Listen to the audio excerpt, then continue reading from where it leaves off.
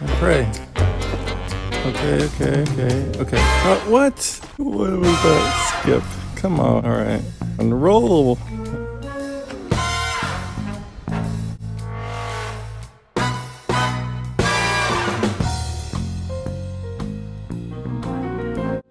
Welcome everyone to Orange Pie's Master Guide to Throw-ins. This is everything you need to know about throw-ins, and we've broken it down into 5 different categories. We've got charting, power and stability, RNG release, wind, and camera shake.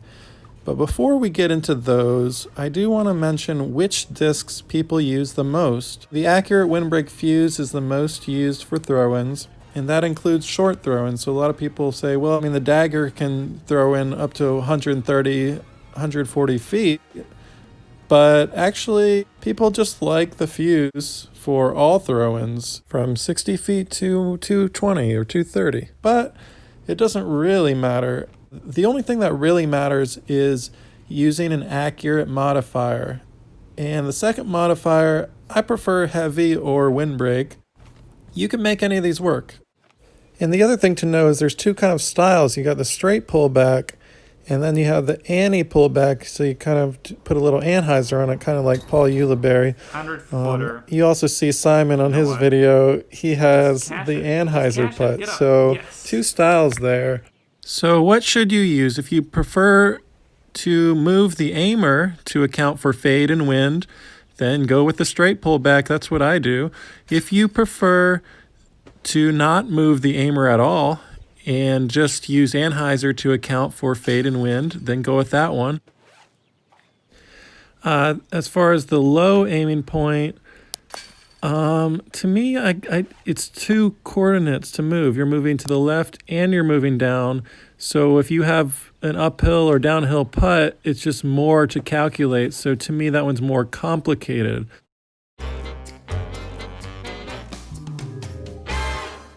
So that brings us to category 1, which is charting. So the very first thing that you're going to want to do is take your putter or mid-range of choice for throw-ins, go into Sunshine 1, get a 1 wind, and then putt until you get to 60 feet.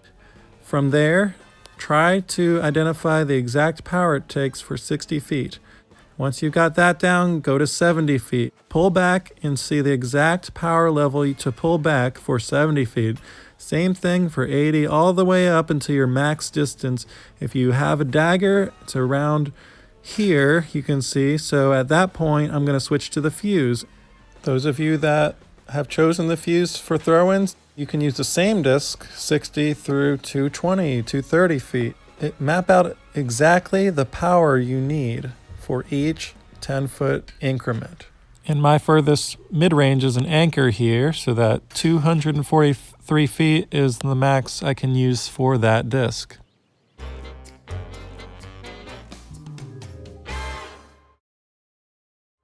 Part 2, here's the key point. Low power equals more stability, high power equals understability. So here I am at 90 feet, and what's going on? The fuse is supposed to be understable, but it actually stabled up pretty good there. So at short distances between 60 and 100 feet, you'll find, because it's at such low power, that the disc is actually slightly more stable.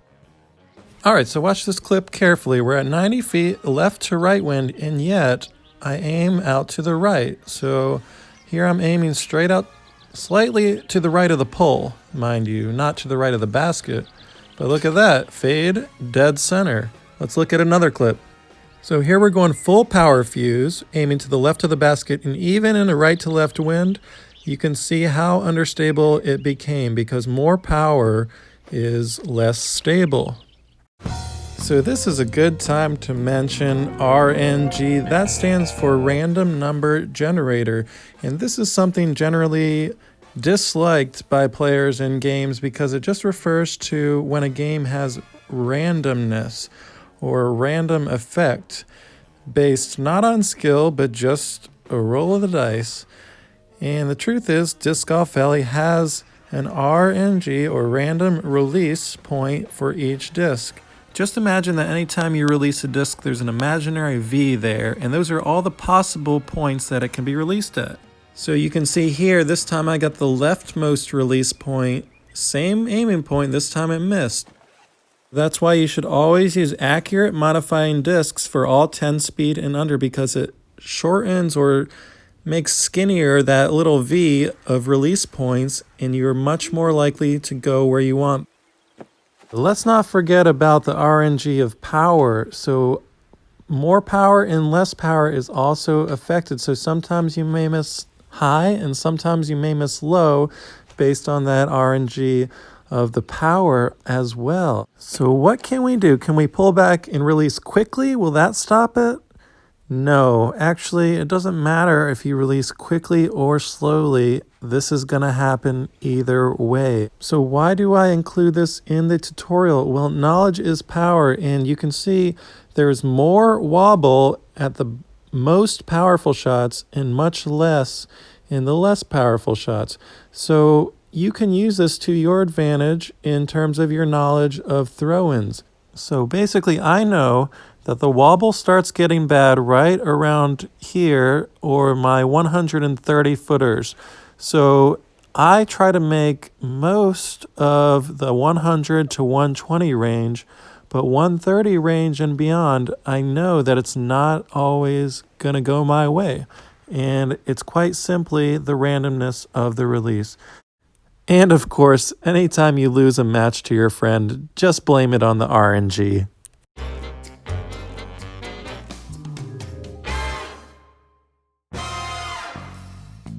And it's time to get out of sunshine and into windswept fields where the winds are blowing like Kansas. And Professor Pi has 2 lessons for you. Number 1, headwinds cause the disc to rise a lot. Tailwinds, they also cause it to rise, but not as much as headwinds. And number 2, headwinds cause more understable flights, and tailwinds cause more overstable flights. So, where to begin with this? Let's go 90-foot headwind. First thing, don't forget your previous lessons. Under 100 feet causes more overstability, but we're actually going to aim at the center pole because of the headwind's understability. The second thing we're going to do is aim low because headwinds cause the disc to rise a lot. So we're going to aim much lower than we usually aim. And you can see that little understability pro side chains, which is where I wanted it to go. Easy peasy. All right, 80 feet, tailwind. Tailwinds make it more overstable. It also raises the disc a little bit, so I'm going to aim slightly out to the right and slightly lower than usual. So I'm aiming at the bottom right corner of the chains and right center, just where I want it.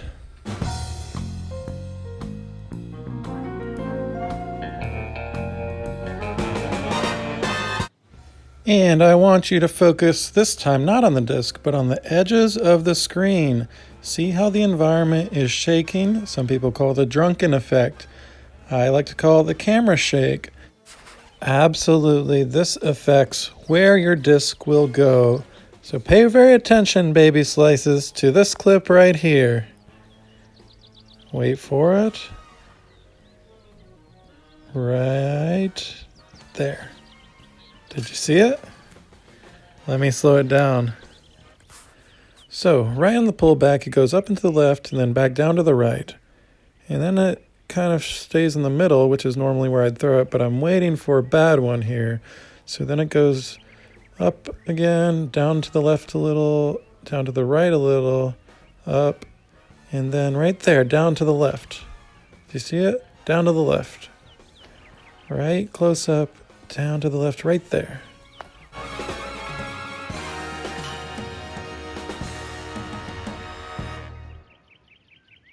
So what do you do about it? Well, unlike the RNG release, this you can actually control. So you can either cancel your shot, and that's what I do, which I don't really recommend, but it's kind of the signature Orange Pie cancel. You can see right there, it moved down to the left, and then I redo it, and it's a camera shake I like, and I make it. And just a replay right there, down to the left, and then I stopped. So that's why I do that, but I really recommend what Sasha does. Watch him wait till the camera pans back to where he wants it. Ja. Es kommt wieder nach unten. Unten rechts. Yes. Puh, geil. That is everything that you need to know to become a master at throw-ins, just like me. Pretty soon you'll be doing 4, 5 crosswind, headwind, tailwind, doesn't matter. You all, I'm sure, can do it. That's it. Or you could just keep watching me or something like that. Thanks. Bye.